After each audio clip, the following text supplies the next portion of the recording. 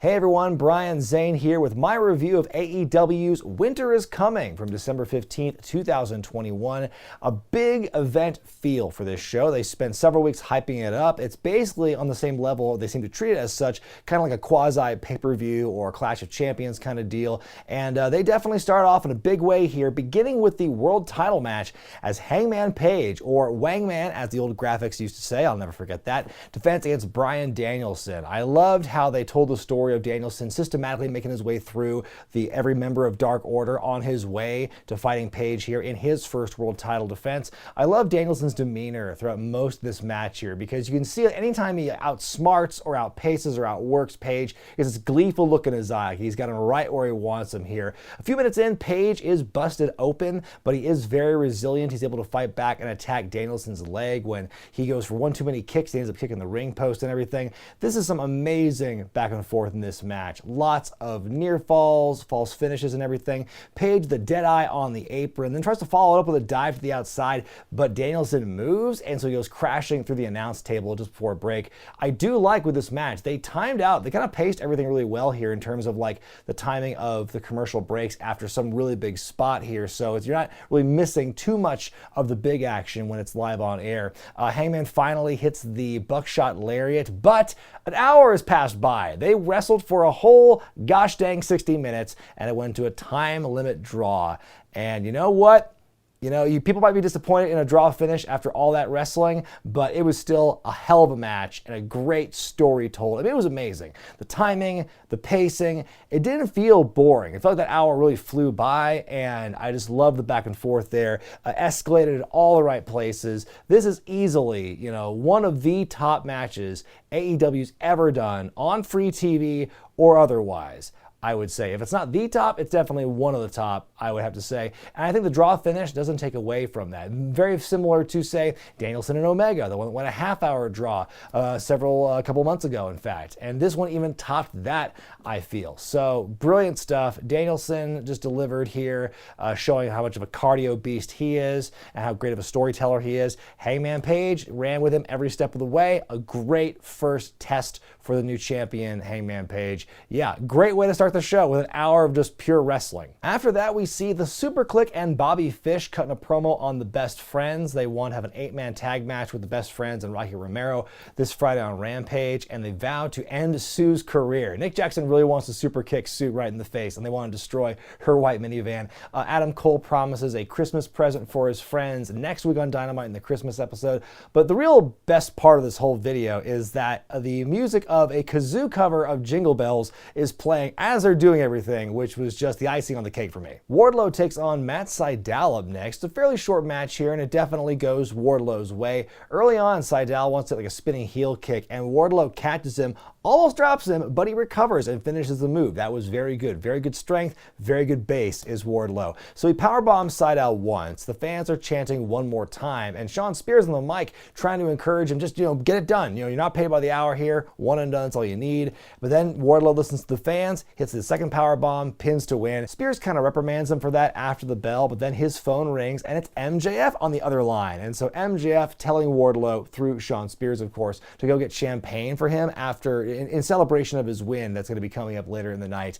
And that got an audible reaction from people, kind of Wardlow being the errand boy. Man, this is a big segment with who's sowed some major seeds for that, it's seemingly inevitable Wardlow face turn whenever it comes, but they've been really kind of hinting that for, gosh, about a year and a half now, it feels like. And when it finally happens, it's going to be amazing, but this is definitely a setting up where it's like, he's listening to the fans. The fans want him to do more stuff, and he's doing what they say, not just what Sean Spears or MJF says. And, he's got to run MJF's errands, which he can't stand for very much longer, it seems. So that Wardlow face turn, it's coming, and it feels like sooner than later, but we've been saying that for a long time. So at this point, who knows? There's a Ty Conti, Penelope Ford hype package for their rivalry. They're going to have a submission match this Friday on Rampage. Then we get a vignette from Malachi Black, where he talks about what makes the foundation of the House of Black. And as he's doing this narration, you see this video of him in this house. He's getting ready to perform this ritual of some sort with this individual wearing a cloak cloak and a mask. You can't see who it is, but Malachi does this ritual. He reads from this book. He sprays the black mist in the guy's face, and then he puts a necklace around his neck. He whispers in his ear, "You are now so much more than a king." And that's how the package ends. And that seems like a real big hint as to who it could possibly be. There's rumor right now that Brody King has signed with AEW, and also Brody and Malachi Black are really good friends in real life, and they've been tag team partners before in PWG. So this does seem very likely that you got Brody King as kind of like the muscle or like a partner of Malachi Black's. Very speculative at this point, but that does seem to be a good kind of a safe bet as of right now, but I'm very excited either way. The rubber match up next between Hikaru Shida and Serena Deeb. These two have had some great wars over the last couple of months. Shida has some special face paint for this one as well. Deeb's story here is working on the legs in the match. She does the figure 4 around the ring post before the commercial break. More nice leg attacks by Deeb as the match goes on. She takes the padding off of like one of the turnbuckle bolts and like runs Shida into it at one point. A nice series of counter roll-ups by each woman, ending with Deeb getting the half crab locked in for a bit. And then the end of the match though, she lives by the turnbuckle and she dies by the turnbuckle. She pulls off like another pad, but then ultimately it backfires when she goes into kind of like a figure 4 position. She's shoved off, runs face first into the turnbuckle, and Shida rolls her up to win. So she gets, I guess, I don't know if this is the blow off or not. It feels like it kind of is based on how they built it to this point, but that was a great match and told a very good story as well. The Varsity Blondes are interviewed backstage after what happened last week when Malachi Black sprayed the black mist into Julia Hart's face. Griff has taken this very personally. He is looking for blood. He wants revenge against Malachi. And then, Brian Pillman Jr. kind of warning him against it, maybe to take it a little easy. But Griff's like, "No, man, she's our sister. Why aren't you getting riled up about this? And I'll fight this guy if you won't help me. I'll do it alone." So that inevitable squash match is happening soon. Then we get a recap package of Hook's big debut last week on Friday, which, by the way, was pretty awesome. And I will say that, I think Hook's debut is just, it's such a well done way of building up a new character. Someone who is so obscure at the beginning, and all you knew about him at the very beginning was he trained with Cody for a bit and he's Taz's son. And then month after month went by where it's a little bit more, and then by the time people wanted to see him fight, they really wanted to see him fight. And so that debut, I think, was just the perfect storm of patience and storytelling and build. And I think that was, you can't do that with everybody, obviously, but that was a very special case, and I think it worked really well. It was very successful for young Hook. And then we get a promo from Eddie Kingston in regards to Rampage this Friday with a 10-man tag match. He says he's going to be gunning for Daniel Garcia specifically and does not care who he and 2.0 have picked for the rest of his team. So we're going to see that happening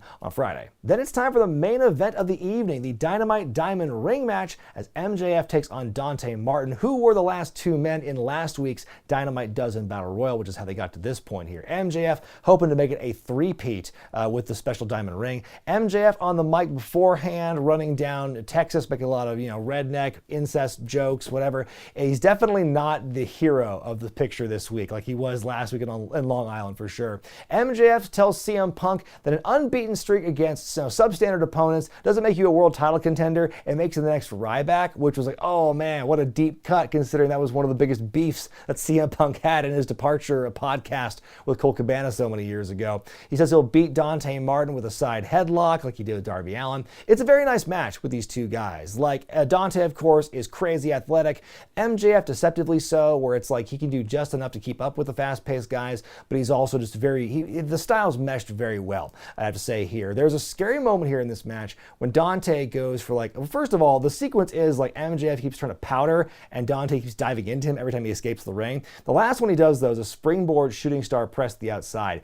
It's scary because he almost overshoots it, but at the end he just does a big flying, rotating knee into MJF's face on the way down, but Dante face plants on the floor. But hopefully everyone's okay there. Martin almost has the match won until Ricky Starks shows up and puts MJF's foot on the ropes during a pinfall. MJF recovers and locks in the Salt of the Earth armbar. Dante taps out immediately, and MJF is your 3-time Dynamite Diamond Ring winner. Good match here. Dante looked really good in defeat. Obviously, obviously it's not the same level as the world title match we saw. Like, a lot of people are going to say that match should have gone on last. And yes, it should have. But I think in terms of timing and just making sure they got everything they wanted to out of it, then I think it makes sense to get the hour out of the way. And then you can manipulate the times, everything after that, and it won't be as dire. So I think in terms of like show stacking, that was probably the smarter choice, the safer choice. Even though the first match was obviously better, this one made more sense from a timing perspective. FTR come out to celebrate. They've got Max up on their shoulders after the match. The lights cut out. They come back up, and it's Sting and Darby Allin in the ring with them. CM Punk then shows up. He's got a pro-choice t-shirt on, chases the baddies out with a bat, and then afterward he gets on the mic and says it'll be a 6-man tag match next week, I guess, with all 6 of those guys in the ring there. And that should be a good match as the show goes off the air. My grade for this year's Winter is Coming is an A very excellent showing for the event this year. I like how they're treating Winter is Coming like this big deal every year so far. The world title match obviously was amazing, and that alone should make it worth an A grade. But the rest of the action they had, all the 3 other matches were good too. Even the squash with Wardlow and Sydal, even though it was a short match, still did a good job telling a story in that short amount of time, kind of, again, planting the seeds for the eventual Wardlow face turn. But yeah, no real complaints about this show. And of course, I gotta give extra points to the kazoo song playing underneath the Superclicks promo. Quick note for next week, folks, there will not be an NXT or Dynamite review at that time. I'm going to be spending time with my extended family for the holidays. Hope you understand. But don't fret, because there still will be content dropping next week. In fact, next Wednesday is going to be the worst of 2021 countdown. That's going to be a doozy. You're not going to want to miss that, folks. But until then, I'm Bryan Zane, and I'll see you next time.